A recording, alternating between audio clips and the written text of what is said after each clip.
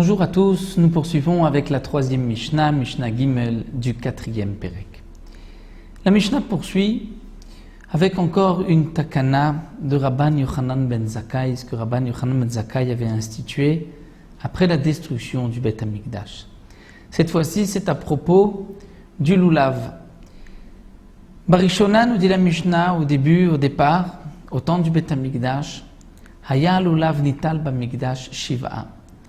Le lulav était pris, était secoué pendant 7 jours, pendant les 7 jours de Sukkot, uniquement au Beth Amikdash. Au Bamedina et dans le reste du pays, Yom Echad, un seul jour. Étant donné que dans la Torah, la mitzvah du lulav, ce n'est que le premier jour. Au Kartem Lachem Bayom Arishon, vous prendrez le premier jour de Sukkot, Periet Sada, Ve Kapot Marim, donc ce sont les minimes du lulav, les 4 espèces, le lulav, le hétrog, que l'on doit prendre et secouer que le premier jour de Sukkot.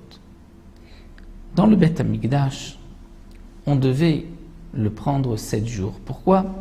Puisque c'est marqué dans le pasuk Usmartem, et vous vous réjouirez l'ifnei Hashem Elokechem devant Akadosh Baruch Hu pendant 7 jours, avec ce lulav. Et donc l'ifnei Hashem Elokechem signifie uniquement devant Hashem, c'est-à-dire au Beth Amikdash.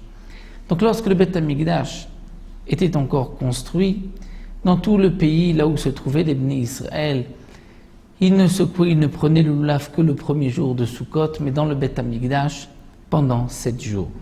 Mishecharav Beth Amikdash, lorsque le Beth Amikdash a été détruit, Itkin Rabban Yochanan ben Zakkai. Rabban Yochanan ben Zakkai a instauré Shiye lulav nital b'Amdina shiva, que le lulav allait être pris, allait être secoué, même dans le pays, c'est-à-dire là où se trouvent les Bnei Israël, même en dehors du Beth Amikdash, pendant 7 jours. Pourquoi Zecher l'Amikdash, en souvenir du Beth Amikdash. Même si à l'époque, en dehors du Beth Amikdash, ce n'était qu'un seul jour, mais après la destruction du Beth Amikdash, il a instauré qu'on doit prendre le lulav pendant 7 jours. Donc ces 7 jours sont divisés en 2 parties. Le premier jour, c'est une obligation de la Torah, et les 6 autres jours, ce n'est qu'une obligation midei Rabbanan. Un autre point que Rabban Yochanan ben Zakkai a instauré, Sheyeh Yom Henef Kulo Asur, que le jour du balancement, Kulo Asur sera entièrement interdit. De quoi il s'agit? Nous savons qu'au Beth Amikdash, comme c'est marqué dans la Torah, on devait apporter une offrande appelée la mincha du Homer.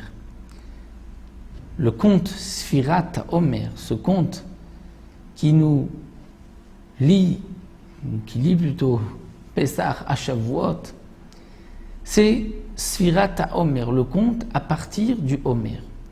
Le Homer, c'est une mesure, c'est un dixième d'une épha, une mesure de l'époque. On apportait une offrande de séorim d'orge au Beth Amikdash le 2e jour de Pessah, le 16 Nissan. C'est à partir de ce jour-là qu'on compte les 49 jours du Homer. C'est pour cela que c'est appelé Sfirat HaHomer. Lorsque au Beth Amikdash on apportait cette offrande, on avait à partir de ce jour-là la permission de manger Hadash, c'est-à-dire la nouvelle récolte. Le blé qui avait poussé l'année précédente ne pouvait être consommé qu'après qu'on ait apporté cette offrande du Homer. Mais avant qu'on ait apporté cette offrande, on ne pouvait pas manger la production blé de l'année précédente. On devait attendre donc cette mincha pour pouvoir manger. Bien sûr, au temps du Beth Amikdash, lorsqu'on apportait cette offrande le matin, juste après, on pouvait manger le blé de la nouvelle récolte. Mais lorsque le Beth Amikdash a été détruit, Rabban Yochanan ben Zakkai a institué que toute la journée du 16, Kulo Asur, on ne pourra pas manger. Bien que, comme la Gemara l'explique, Minatora, lorsqu'il n'y a pas de mincha du Homer, lorsqu'on ne peut pas sacrifier cette offrande, apporter cette offrande de Beth Amikdash, dès le lever du matin, on peut manger la nouvelle récolte. Malgré tout, Rabban Yochanan ben Zakkai a institué que toute la journée c'est interdit. Pourquoi? Pour ne pas qu'on vienne à se tromper. Et que Mehera Yibane Bet Hamikdash, bientôt le Bet Hamikdash va être construit. Et les gens vont penser qu'immédiatement, dès le matin, on peut manger la nouvelle récolte. Et ils ne vont pas attendre qu'au Bet Hamikdash, on apporte cette offrande. Pour ne pas qu'il y ait cette erreur, puisqu'on souhaite que très prochainement le Bet Hamikdash soit reconstruit. Donc pour ne pas qu'il y ait cette erreur, Rabbi Yochanan Zakkai a institué que toute la journée du 16 est interdite. Lorsque le Bet Hamikdash viendra, de toutes les manières, on sait qu'on attend la journée du 16, donc on ne consommera la nouvelle récolte qu'une fois la mincha du Homer, cette offrande du Homer, qui a été apportée au Bet Hamikdash.